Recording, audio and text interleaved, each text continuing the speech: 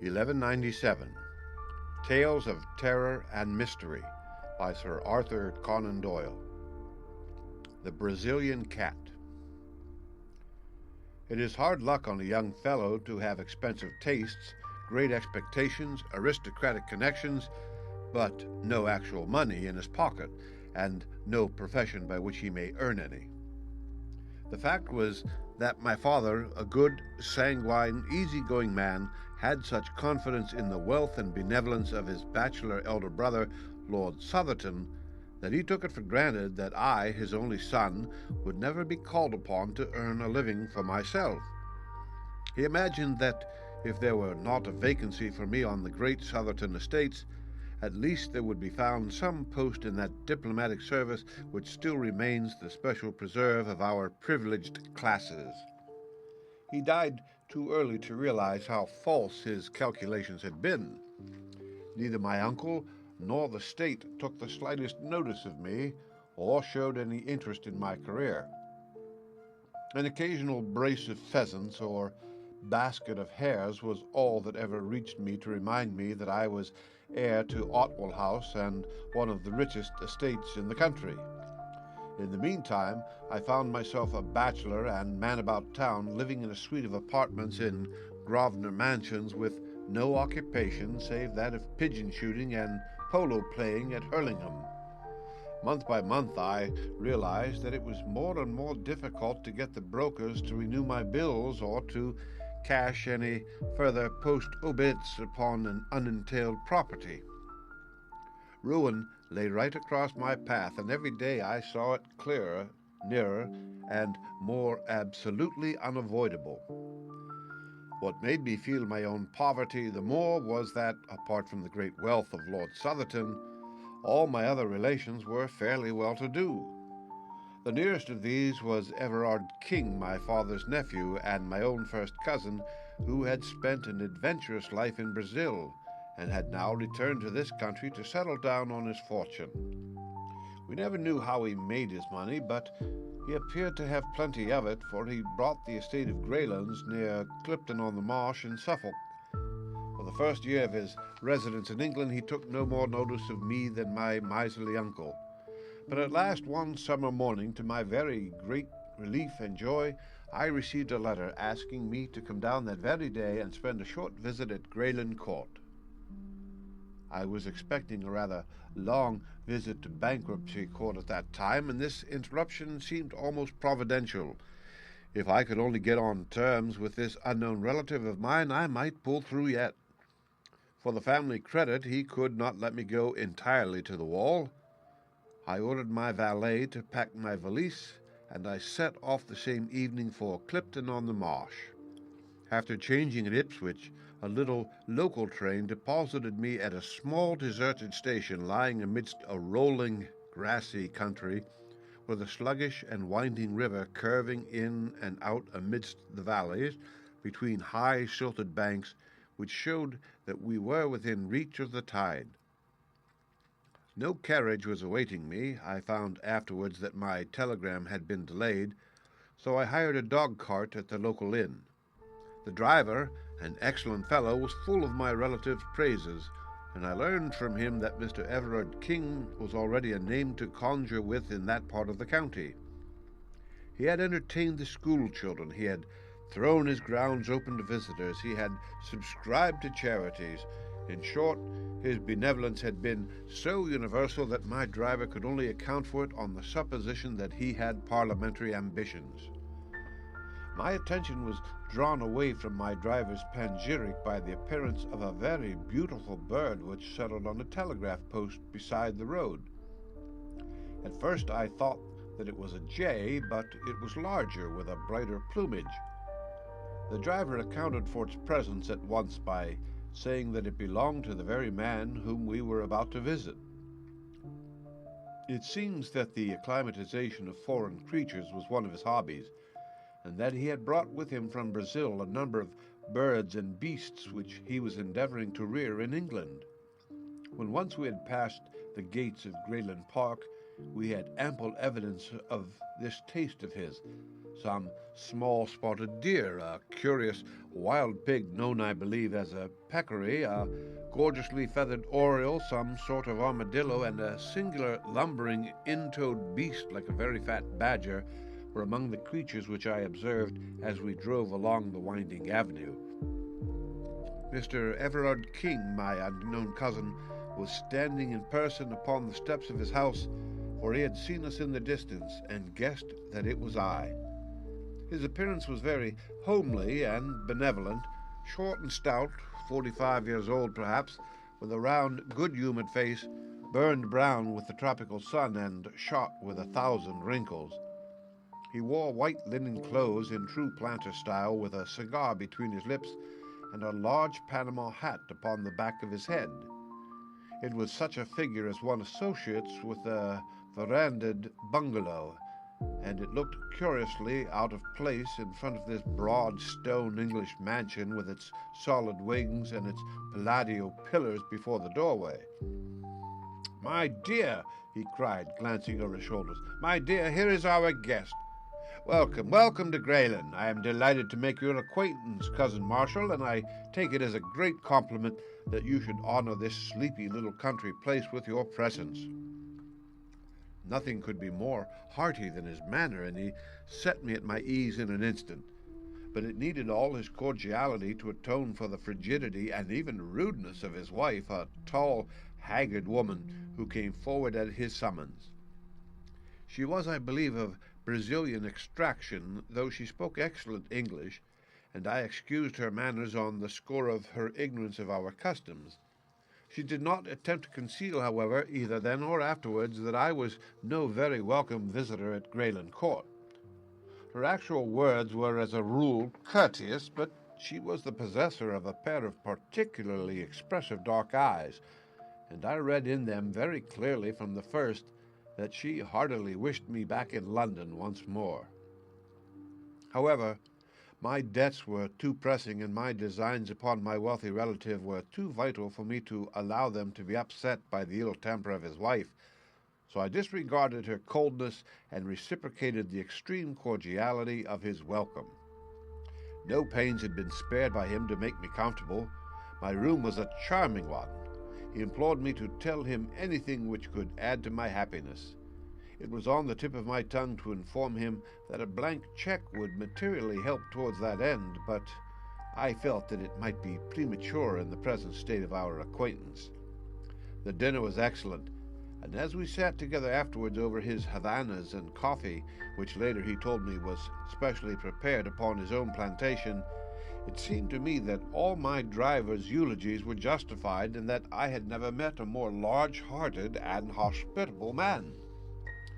But in spite of his cheery good nature, he was a man with a strong will and a fiery temper of his own. Of this I had an example upon the following morning. The curious aversion which Mrs. Everard King had conceived towards me was so strong that her manner at breakfast was almost offensive, but her meaning became unmistakable when her husband had quitted the room. "The best train in the day is at 12:15, said she. "But I was not thinking of going today," I answered frankly, perhaps even defiantly, for I was determined not to be driven out by this woman. "Oh, if it rests with you," said she, and she stopped with a most insolent expression in her eyes. "I am sure," I answered, "that Mr. Everard King would tell me if I were overstaying my welcome." "What's this? What's this?" said a voice, and there he was in the room. He had overheard my last words, and a glance at our faces had told him the rest. In an instant his chubby, cheery face set into an expression of absolute ferocity. "Might I trouble you to walk outside, Marshall?" said he. I may mention that my own name is Marshall King. He closed the door behind me, and then, for an instant, I heard him talking in a low voice of concentrated passion to his wife. This gross breach of hospitality had evidently hit upon his tenderest point. I am no eavesdropper, so I walked out onto the lawn. Presently I heard a hurried step behind me, and there was the lady, her face pale with excitement and her eyes red with tears. "My husband has asked me to apologize to you, Mr. Marshall King," said she, standing with downcast eyes before me. "Please, do not say another word, Mrs. King."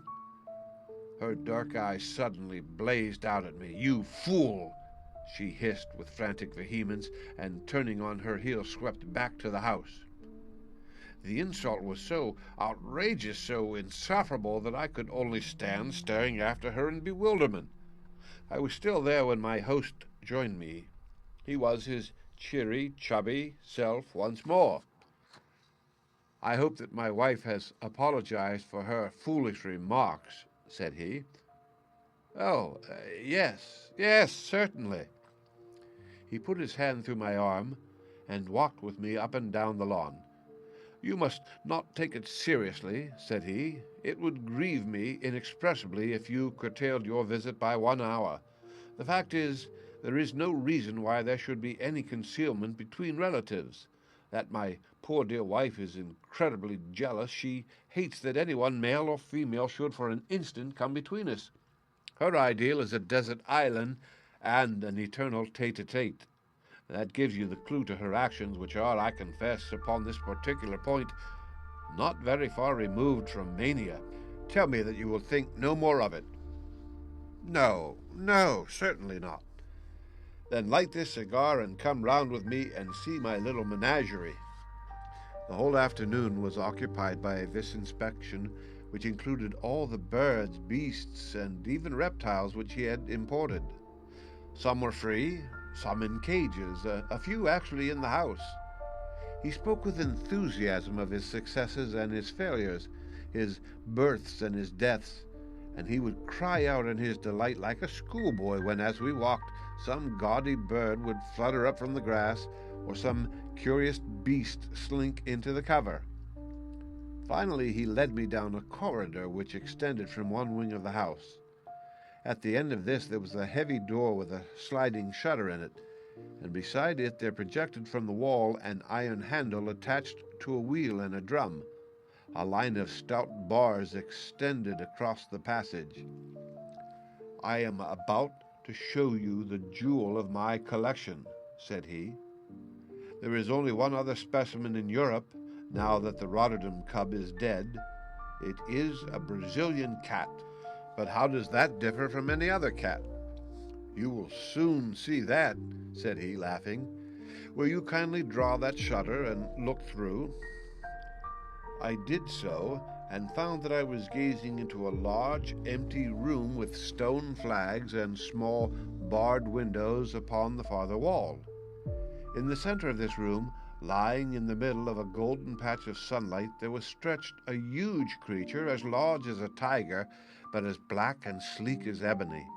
It was simply a very enormous and very well-kept black cat, and it cuddled up and basked in that yellow pool of light exactly as a cat would do. It was so graceful, so sinewy, and so gently and smoothly diabolical that I could not take my eyes from the opening. "Isn't he splendid?" said my host enthusiastically. "Glorious! I never saw such a noble creature. Some people call it a black puma, but really it is not a puma at all. That fellow is nearly 11 feet from tail to tip. 4 years ago he was a little ball of black fluff with 2 yellow eyes staring out of it. He was sold me as a newborn cub up in the wild country at the headwaters of the Rio Negro. They speared his mother to death after she had killed a dozen of them." "They are ferocious, then?" "The most absolutely treacherous and bloodthirsty creatures upon earth. You talk about a Brazilian cat to an up-country Indian, and see him get the jumps. They prefer humans to game. This fellow has never tasted living blood yet, but when he does, he will be a terror. At present, he won't stand anyone but me in his den. Even Baldwin, the groom, dare not go near him. As to me, I am his mother and father in one."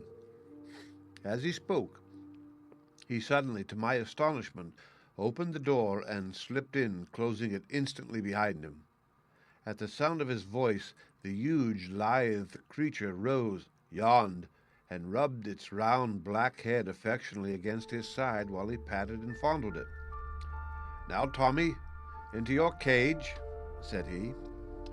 The monstrous cat walked over to one side of the room and coiled itself up under a grating. Everard King came out, and taking the iron handle which I have mentioned, he began to turn it. As he did so, the line of bars in the corridor began to pass through a slot in the wall and closed up the front of this grating so as to make an effective cage. When it was in position, he opened the door once more and invited me into the room, which was heavy with the pungent, musty smell peculiar to the great carnivora. "That's how we work it," said he. "We give him the run of the room for exercise, and then at night we put him in his cage. You can let him out by turning the handle from the passage, or you can, as you have seen, coop him up in the same way." No, you should not do that." I had put my hand between the bars to pat the glossy, heaving flank. He pulled it back with a serious face. "I assure you that he is not safe. Don't imagine that because I can take liberties with him anyone else can. He is very exclusive in his friends, aren't you, Tommy? Ah, he hears his lunch coming to him, don't you, boy?" A step sounded in the stone-flagged passage, and the creature had sprung to his feet and was pacing up and down the narrow cage, his yellow eyes gleaming and his scarlet tongue rippling and quivering over the white line of his jagged teeth. A groom entered with a coarse joint upon a tray and thrust it through the bars to him. He pounced lightly upon it, carried it off to the corner, and there, holding it between his paws, tore and wrenched at it, raising his bloody muzzle every now and then to look at us. It was a malignant and yet fascinating sight. "You can't wonder that I am fond of him, can you?" said my host as we left the room, "especially when you consider that I have had the rearing of him. It was no joke bringing him over from the center of South America, but here he is, safe and sound, and, as I have said, far the most perfect specimen in Europe. The people at the zoo are dying to have him, but I really can't part with him.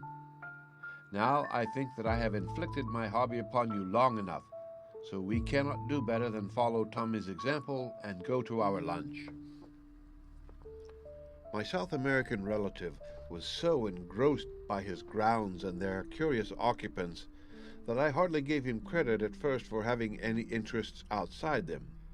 That he had some, and pressing ones, was soon borne in upon me by the number of telegrams which he received. They arrived at all hours and were always opened by him with the utmost eagerness and anxiety upon his face. Sometimes I imagined that it must be the turf, and sometimes the stock exchange, but certainly he had some very urgent business going forwards which was not transacted upon the downs of Suffolk. During the 6 days of my visit, he had never fewer than 3 or 4 telegrams a day, and sometimes as many as 7 or 8. I had occupied these 6 days so well that by the end of them I had succeeded in getting upon the most cordial terms with my cousin.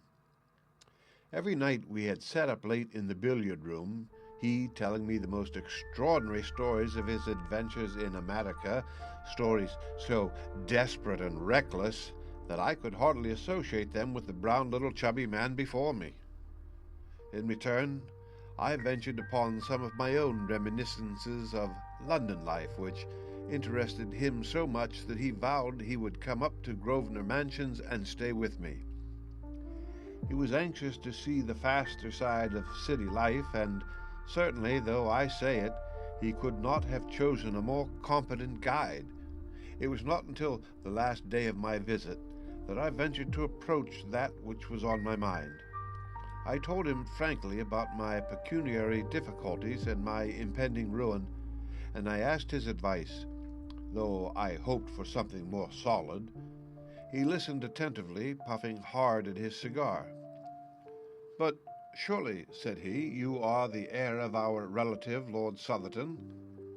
"I have every reason to believe so, but he would never make me any allowance. No, I have heard of his miserly ways. My poor Marshal, your position has been a very hard one. By the way, have you heard any news of Lord Southerton's health lately?" He has always been in a critical condition ever since my childhood. Exactly, a creaking hinge if ever there was one. Your inheritance may be a long way off, dear me. How awkwardly situated you are. I had some hopes, sir, that you, knowing all the facts, might be inclined to advance.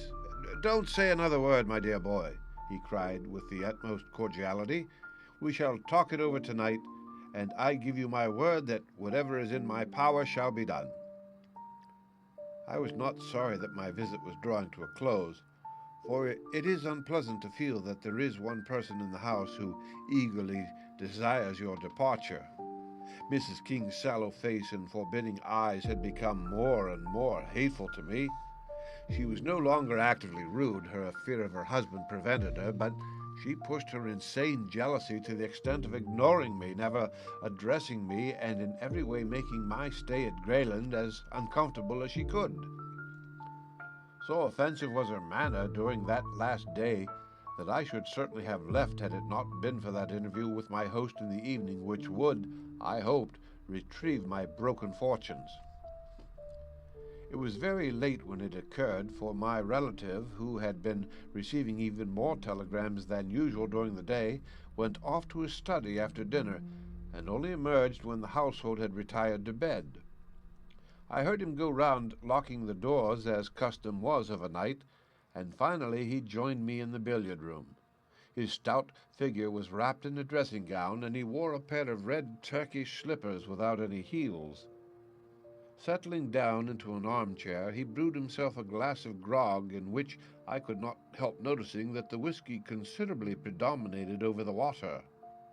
"My word," said he, "what a night!" It was indeed. The wind was howling and screaming round the house, and the latticed windows rattled and shook as if they were coming in. The glow of the yellow lamps and the flavor of our cigars seemed the brighter and more fragrant for the contrast. "Now, my boy," said my host, "we have the house and the night to ourselves. Let me have an idea of how your affairs stand, and I will see what can be done to set them in order. I wish to hear every detail." Thus encouraged, I entered into a long exposition in which all my tradesmen and creditors, from my landlord to my valet, figured in turn. I had notes in my pocket-book, and I marshaled my facts and gave, I flattered myself, a very business-like statement of my own unbusiness-like ways and lamentable position. I was depressed, however, to notice that my companion's eyes were vacant and his attention elsewhere. When he did occasionally throw out a remark, it was so entirely perfunctory and pointless that I was sure he had not in the least followed my remarks. Every now and then he roused himself and put on some show of interest, asking me to repeat or to explain more fully, but it was always to sink once more into the same brown study. At last he rose and threw the end of his cigar into the grate.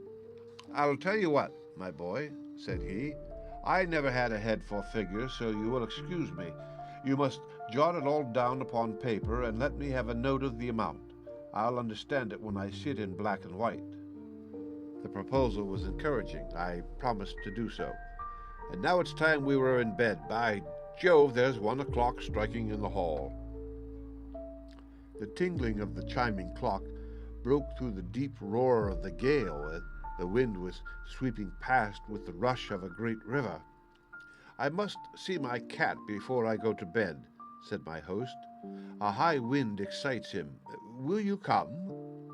"Certainly," said I. "Then tread softly, and don't speak, for everyone is asleep." We passed quietly down the lamp-lit, Persian-rugged hall, and through the door at the farther end. All was dark in the stone corridor, but a stable lantern hung on a hook, and my host took it down and lit it. There was no grating visible in the passage, so I knew that the beast was in its cage. "Come in," said my relative, and opened the door. A deep growling as we entered showed that the storm had really excited the creature. In the flickering light of the lantern, we saw it, a huge black mass coiled in the corner of its den and throwing a squat, uncouth shadow upon the whitewashed wall. Its tail switched angrily among the straw. "Poor Tommy is not in the best of tempers," said Everard King, holding up the lantern and looking in at him. "What a black devil he looks, doesn't he? I must give him a little supper to put him in a better humor. Would you mind holding the lantern for a moment?" I took it from his hand, and he stepped to the door. "His larder is just outside here," said he. "You will excuse me for an instant, won't you?" He passed out, and the door shut with a sharp metallic click behind him. That hard, crisp sound made my heart stand still. A sudden wave of terror passed over me. A vague perception of some monstrous treachery turned me cold. I sprang to the door, but there was no handle upon the inner side. "Here," I cried, "let me out." "All right, don't make a row," said my host from the passage. "You've got the light after all." "Yes, but I don't care about being locked in alone like this. Don't you?" I heard his hearty chuckling laugh. "You won't be alone long." "Let me out, sir," I repeated angrily. "I tell you, I don't allow practical jokes of this sort."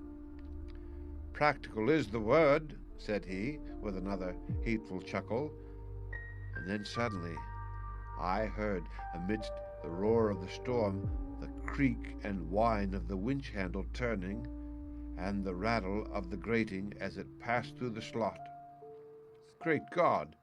He was letting loose the Brazilian cat. In the light of the lantern, I saw the bars sliding slowly before me. Already there was an opening a foot wide at the farther end. With a scream, I seized the last bar with my hands and pulled with the strength of a madman. I was a madman with rage and horror. For a minute or more I held the thing motionless. I knew that he was straining with all his force upon the handle, and that the leverage was sure to overcome me.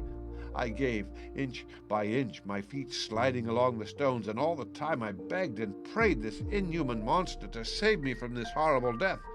I conjured him by his kinship. I reminded him that I was his guest. I begged to know what harm I had ever done him.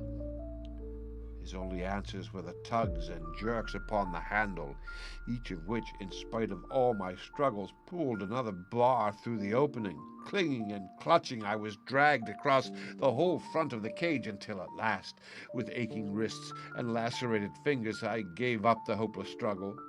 The grating clanged back as I released it, and an instant later I heard the shuffle of the Turkish slippers in the passage and the slam of the distant door. Then everything was silent. The creature had never moved during this time. He lay still in the corner, and his tail had ceased switching.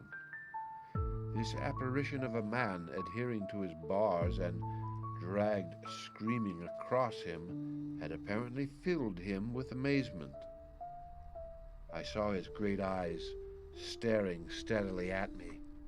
I had dropped the lantern when I seized the bars, but it still burned upon the floor, and I made a movement to grasp it with some idea that its light might protect me. But the instant I moved, the beast gave a deep and menacing growl. I stopped and stood still, quivering with fear in every limb. The cat, if one may call so fearful a creature by so homely a name, was not more than 10 feet from me. The eyes glimmered like two discs of phosphorus in the darkness. They appalled and yet fascinated me. I could not take my own eyes from them. Nature plays strange tricks with us at such moments of intensity, and those glimmering lights waxed and waned with a steady rise and fall. Sometimes they seemed to be tiny points of extreme brilliancy, little electric sparks in the black obscurity. Then they would widen and widen until all that corner of the room was filled with their shifting and sinister light.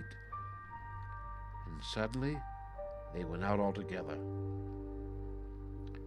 The beast had closed its eyes. I do not know whether there may be any truth in the old idea of the dominance of the human gaze, or whether the huge cat was simply drowsy, but the fact remains that far from showing any symptom of attacking me, it simply rested its sleek black head upon its huge forepaws and seemed to sleep. I stood, fearing to move lest I should rouse it into malignant life once more, but at least I was able to think clearly now that the baleful eyes were off me. Here I was, shut up for the night with this ferocious beast. My own instincts, to say nothing of the words of the plausible villain who laid this trap for me, warned me that the animal was as savage as its master. How could I stave it off until morning? The door was hopeless, and so were the narrow barred windows. There was no shelter anywhere in the bare stone-flagged room. To cry for assistance was absurd.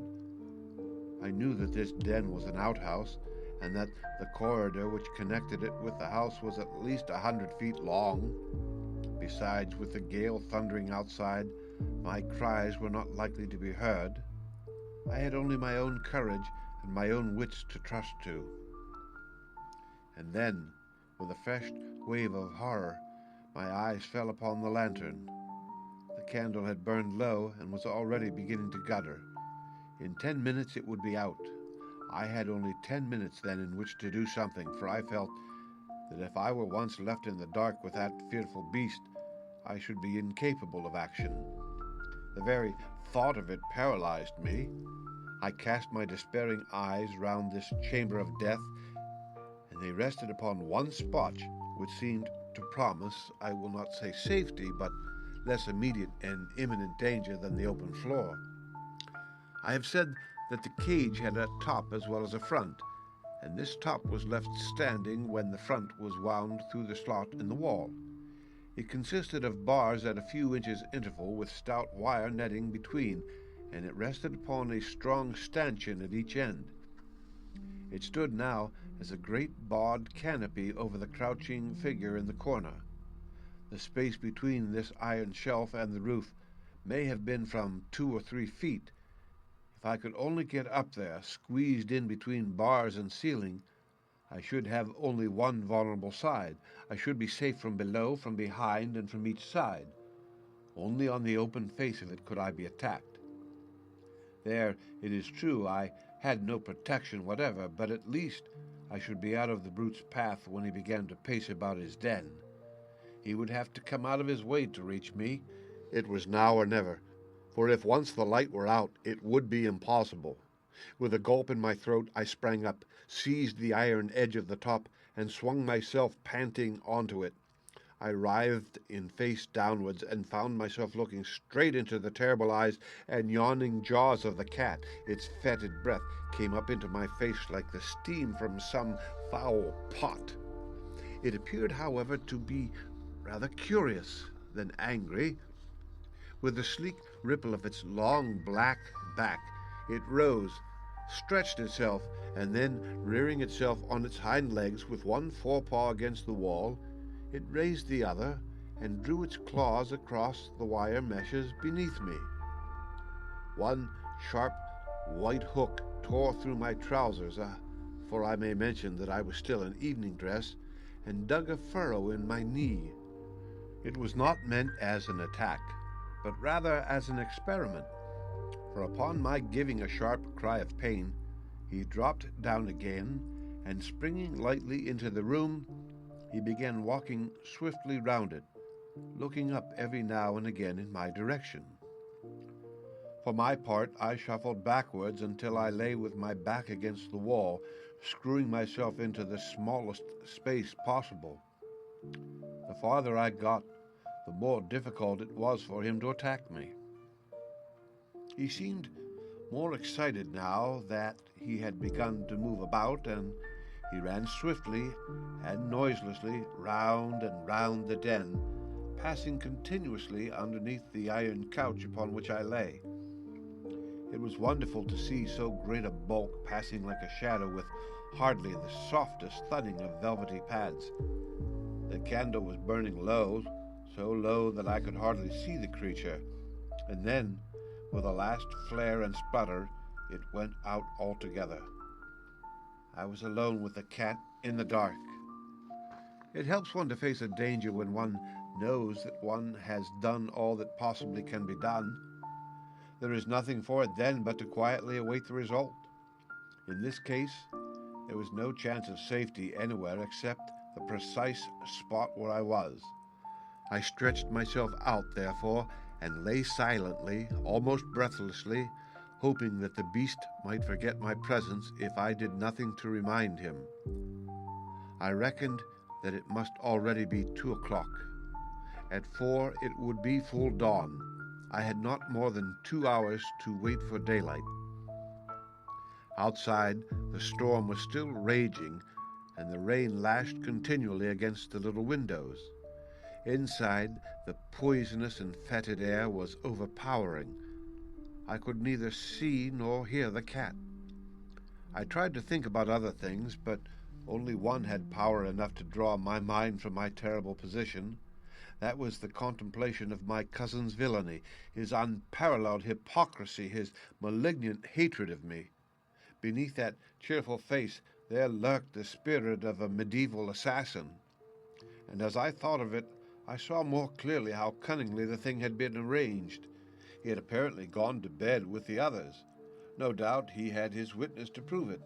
Then, unknown to them, he had slipped down, had lured me into his den, and abandoned me. His story would be so simple. He had left me to finish my cigar in the billiard room. I had gone down on my own account to have a last look at the cat. I had entered the room without observing that the cage was opened, and I had been caught. How could such a crime be brought home to him? Suspicion, perhaps, but proof? Never. How slowly those dreadful 2 hours went by. Once I heard a low, rasping sound which I took to be the creature licking its own fur. Several times those greenish eyes gleamed at me through the darkness, but never in a fixed stare, and my hopes grew stronger that my presence had been forgotten or ignored. At last, the least faint glimmer of light came through the windows. I first dimly saw them as 2 gray squares upon the black wall. Then gray turned to white, and I could see my terrible companion once more, and he, alas, could see me. It was evident to me at once that he was in a much more dangerous and aggressive mood than when I had seen him last. The cold of the morning had irritated him, and he was hungry as well. With a continual growl, he paced swiftly up and down the side of the room which was farthest from my refuge, his whiskers bristling angrily and his tail switching and lashing. As he turned at the corners, his savage eyes always looked upwards at me with a dreadful menace. I knew then that he meant to kill me, yet I found myself even at that moment admiring the sinuous grace of the devilish thing, its long, undulating, rippling movements, the gloss of its beautiful flanks, the vivid, palpitating scarlet of the glistening tongue which hung from the jet-black muzzle. And all the time, that deep, threatening growl was rising and rising in an unbroken crescendo. I knew that the crisis was at hand. It was a miserable hour to meet such a death, so cold, so comfortless, shivering in my light dress clothes upon this gridiron of torment upon which I was stretched. I tried to brace myself to it, to raise my soul above it, and at the same time, with the lucidity which comes to a perfectly desperate man, I cast round for some possible means of escape. One thing was clear to me. If that front of the cage was only back in its position once more, I could find a sure refuge behind it. Could I possibly pull it back? I hardly dared to move for my fear of bringing the creature upon me.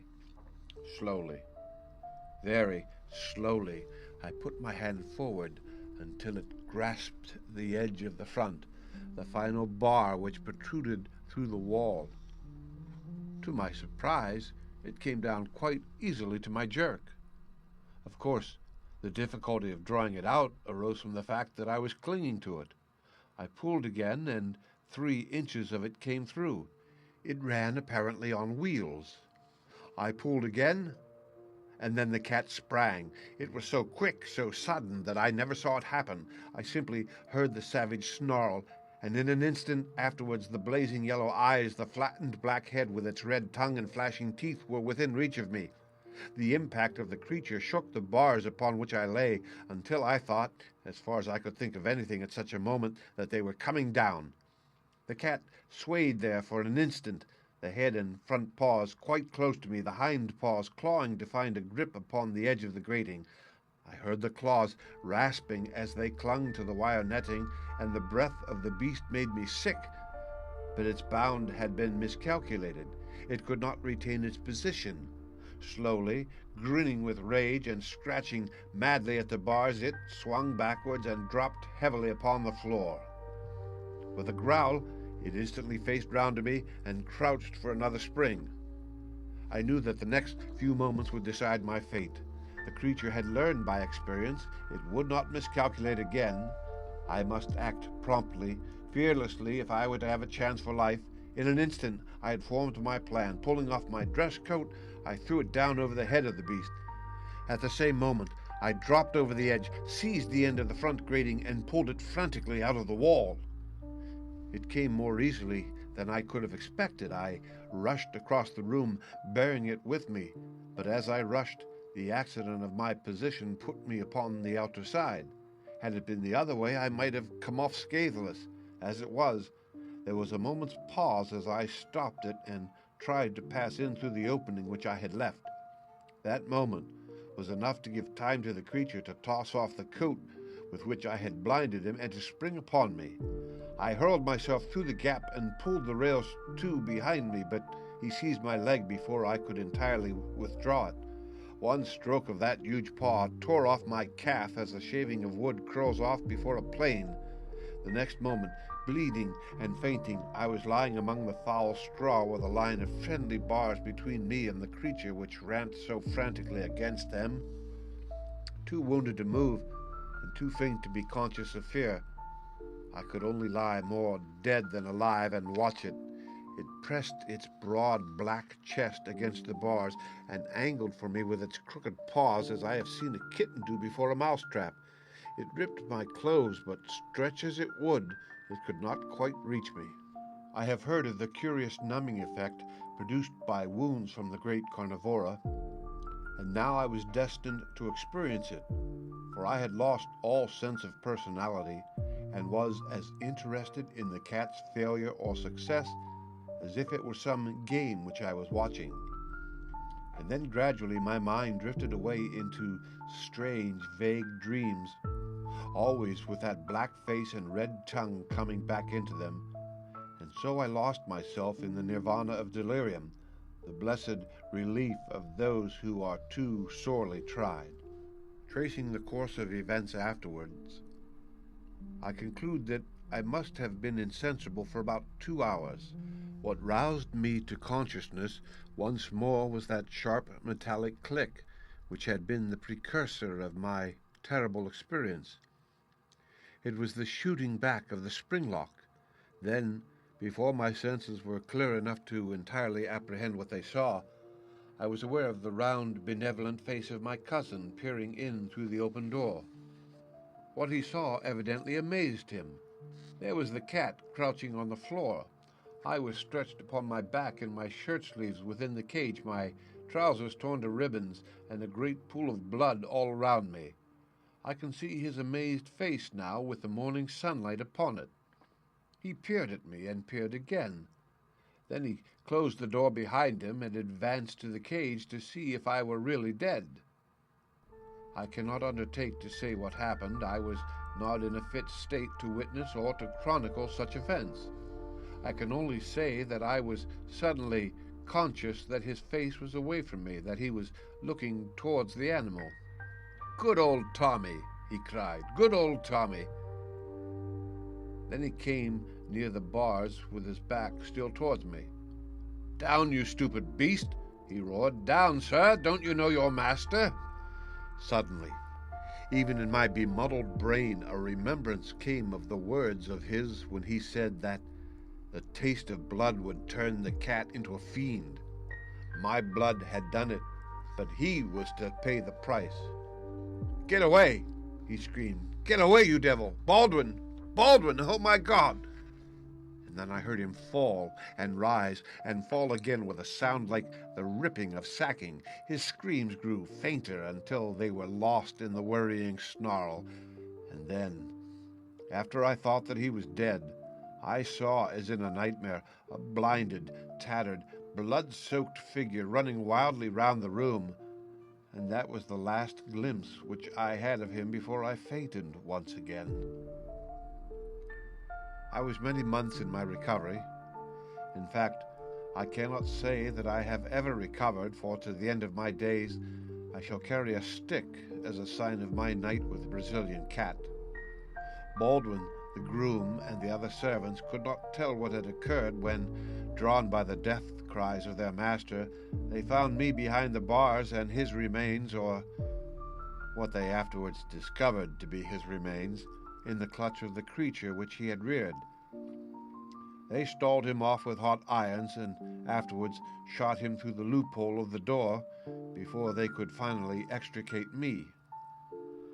I was carried to my bedroom, and there, under the roof of my would-be murderer, I remained between life and death for several weeks. They had sent for a surgeon from Clipton and a nurse from London, and in a month I was able to be carried to the station and so conveyed back once more to Grosvenor Mansions.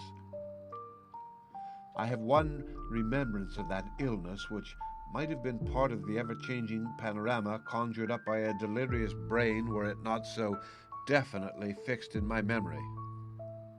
One night, when the nurse was absent, the door of my chamber opened, and a tall woman in blackest mourning slipped into the room. She came across to me, and as she bent her sallow face, I saw by the faint gleam of the nightlight that it was the Brazilian woman whom my cousin had married. She stared intently into my face, and her expression was more kindly than I had ever seen it.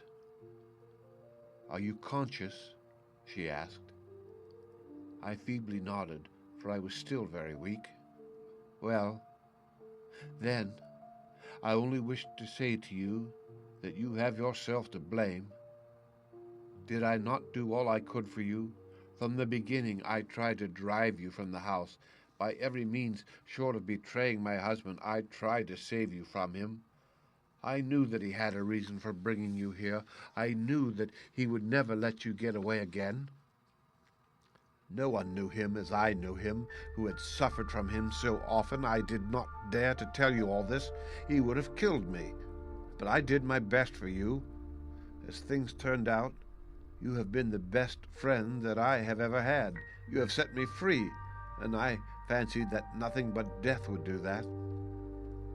I am sorry if you are hurt, but I cannot reproach myself. I told you that you were a fool, and a fool you have been." She crept out of the room, the bitter, singular woman, and I was never destined to see her again.